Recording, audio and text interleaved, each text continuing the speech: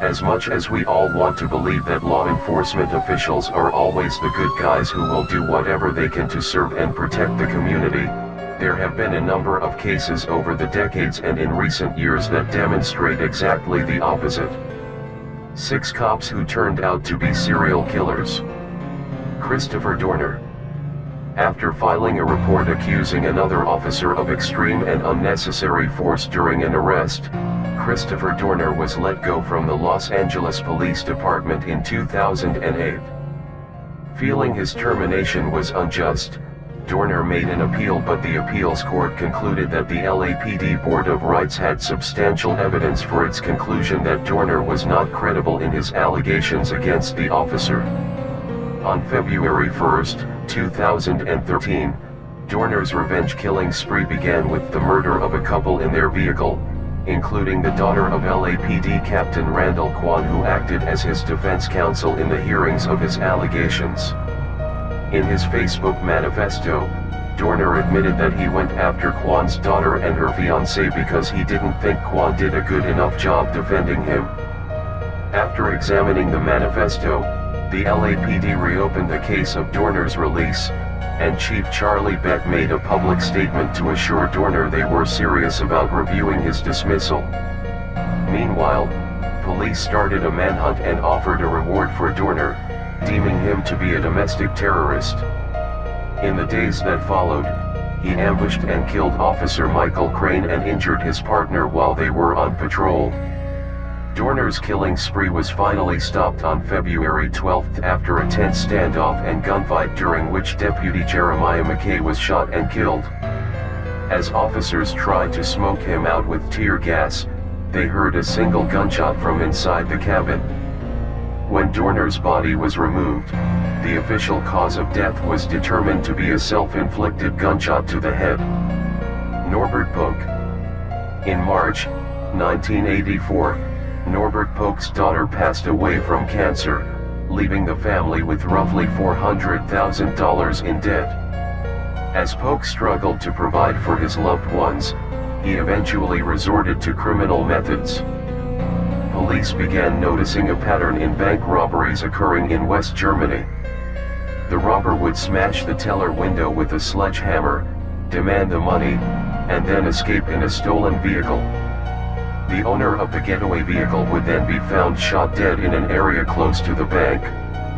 This pattern was repeated at least 3 times, which gave police the impression they were dealing with a serial killer.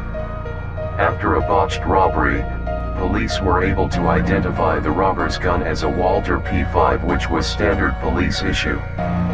This led investigators to the discovery of a police uniform belonging to Pook in a train station locker. But Pook realized the police were onto him and, tragically, before they could reach him for questioning, he shot and killed his wife and 2 sons before turning the gun on himself. Mikhail Popkov. Between 1992 and 2000, Mikhail Popkov used his uniform and patrol car to lure at least 22 women to their deaths. He was known to target women who resembled his abusive mother and attack them with a knife or axe. He would then rape his victims and leave their mutilated bodies in forests throughout the city of Angarsk, Russia. Popkov managed to evade detectives for 20 years, and the savagery of the murders he committed earned him the nickname the Werewolf. It wasn't until 2012, when mandatory DNA testing was administered for all police officers in Angarsk, that Popkov was finally identified as the notorious werewolf. In 2015, Popkov was sentenced to life in prison. David Stephen Middleton. When David Stephen Middleton left the Miami Police Department, he started a new job as a cable installer. His new profession allowed him to easily prey on unsuspecting victims who willingly invited him into their homes. But Middleton didn't seem to be very concerned with covering his tracks. In 1995, when the body of Catherine Elizabeth Powell was discovered bound in a Nevada dumpster, he was immediately a prime suspect because he had made a service call to Powell's home just days before she was murdered. He further incriminated himself when he used her credit card to purchase some stereo equipment. But the thing that led police directly to him was the fact that Powell's body was covered with a very specific yellow trash bag that wasn't sold in many stores.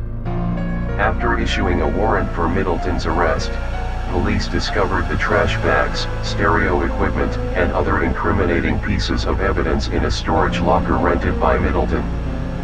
Later, Middleton was convicted of a second murder after the remains Velma Davila were found in a similar fashion as Powell's. A blanket belonging to Davila was found in Middleton's storage locker, along with hair that was positively identified as Davila's. After his arrest and trial in 1996, Middleton was found guilty of 2 counts of murder and sentenced to death. But while he was in prison, the remains of another body were found, and it's believed he could very well be the killer in that case as well. John Christie. With a criminal record that included a number of thefts and violent assaults, it's a wonder how John Christie ever became a police officer in the first place. Nevertheless, he still earned esteemed recognition in the War Reserve Police even as he was committing a series of unspeakable murders. Christie's first victim was 21-year-old Ruth Furst. One night during a sexual rendezvous, he choked her to death and then buried her body in the communal garden of his residence. This first act seemed to unleash his bloodlust as he soon went after his neighbor, Muriel Eady, who he invited over under false pretenses so he could rape and murder her. One of the reasons Christie was able to lure his victims was because he told them he was a doctor. This was why his third victim, another neighbor named Beryl Evans, thought he could assist her in terminating her pregnancy. Christie offered to help, but instead he raped and strangled Beryl with a necktie and then hid her body in the garden shed. In the following years, Christie would kill 4 more women, including his wife, and store their bodies in various places on his property. When he was finally apprehended and put on trial for his crimes, it took the jury less than 2 hours to sentence him to death. Gennady Makasevic. It has been confirmed that Gennady Makasevic is responsible for the deaths of 36 women, but in actuality that number could be closer to 60. Makasevic was a volunteer police officer in the USSR and was often assigned to investigate the cases of the very murders he was committing. This resulted in him pinning his crimes of rape and murder on innocent men, many of whom ended up being convicted and sent to labor camps. One unfortunate individual was even executed after being tortured and forced to confess.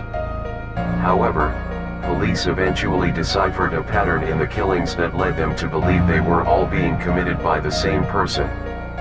Worried that he would be found out, Makasevic sent an anonymous letter to the police stating that it was the corruption of the times that resulted in the killings.